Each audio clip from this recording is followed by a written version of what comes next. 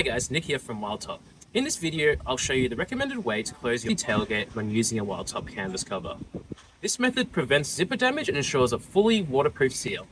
Alright guys, so I'm going to show you two ways of how to properly operate your tailgate with the WildTop. The first one is the recommended way, so that's completely unzipping and rolling up the canvas out of the way using the provided straps to attach it, and then simply opening your tailgate to get what you need out,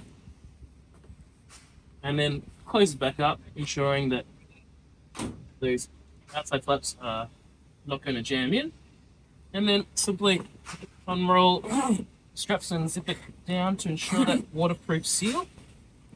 For quick access into your tailgate, simply just unzip it slightly, hold out the canvas and open up your tailgate, and when closing it, just lift up your canvas. This will hold it out so you can easily close it, avoiding hitting those zippers when closing the tailgate. And then just zip it down to ensure that waterproof seal.